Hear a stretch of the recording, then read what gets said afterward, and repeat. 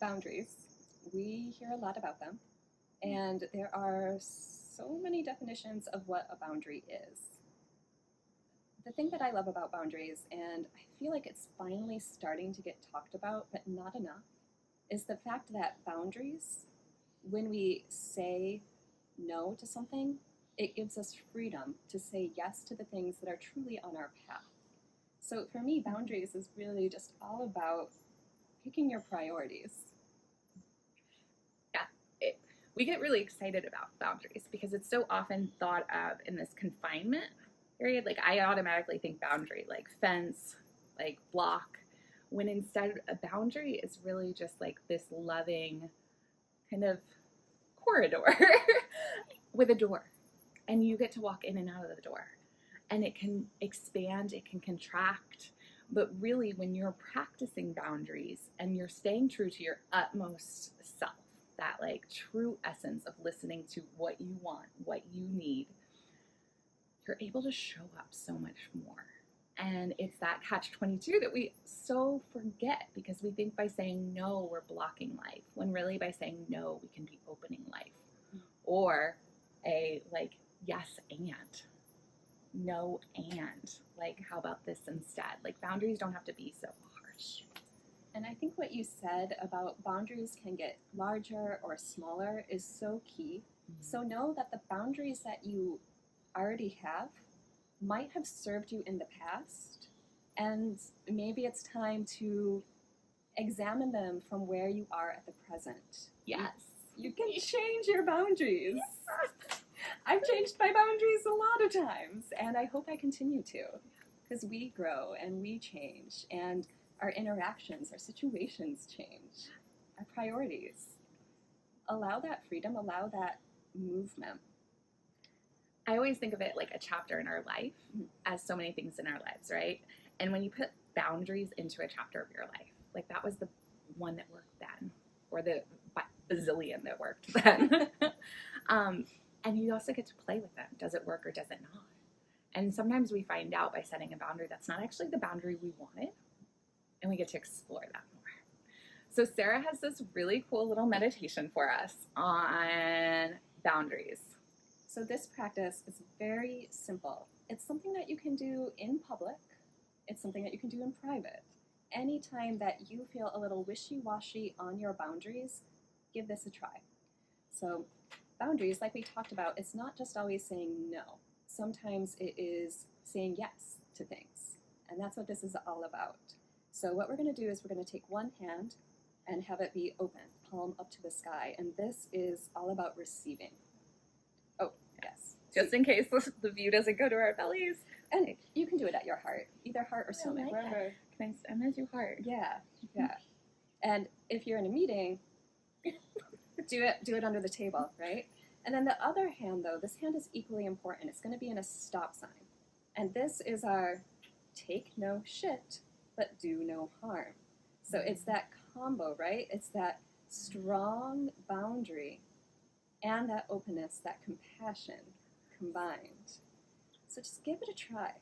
Just doing a couple breaths here. Eyes can be closed or open. Now see if you need more of that pushing back or openness. And bring more of your focus to that hand. Experiment and bring more of your focus to the other hand. And then allow yourself to come into equilibrium. Feeling both that compassion and that boundary. And that's all you need to do. When you're ready, you can open up the eyes and release the hands. I have a question. Yeah. That came immediately. Can you set a certain intention or boundary while you're doing it? Like, yeah. I'm going to... I can't think of anything. The first thing that came to mind was grocery store, which I have no idea why. But I will be exploring that later. But like have that intention to see what you need. Yeah. So, and I gave the example of meetings. Mm-hmm. frequently when I was in the corporate world, I knew going into something that I was going to be asked to do something that was not in the highest good of that client or that situation, and that I was going to have to present some boundaries to get my client to move in the right direction according to my opinion, right? So I would frequently do this underneath the table with the intention of staying compassionate to the situation. Everyone that I've worked with has always had the best of intentions, right? So kind of staying open and acknowledging that, yeah, they want this to work, but they don't know as much as I do about this topic. It's why they hired me, right? So this was for me to stay true in myself, to have that, you can do it, you can say your ideas to me and I'll listen, right? Sometimes I get amazing ideas from clients and stuff like that, but not to let them sway my boundaries of what I know will make them more successful in whatever I'm working with them on, right? So in that case, that was the boundary that I would be working on in a work meeting. And of course, like, if you're doing it before you have a conversation or anything like that, yeah. I love that, because I'm thinking of, like, just that movement is so cool. And I noticed when you said, like, lean into what feels better, like, my hand went out without thinking. Like, it was just like, okay, openness is clearly. Openness about grocery stores? I don't know. But what you said was so beautiful of, like, most people have good intentions. And I think we can forget that so often in this world right now, because it doesn't feel that way in many circumstances, whether it's relationships, work, just, war or the chaos of the world. It's that most people, not all, have good intentions. And so, like, that openness to, I need that reminder a lot with the boundary of, like, and you don't come into my sacred space. You need both to have a boundary that is sustainable. You need to stay connected and open while still protecting yourself.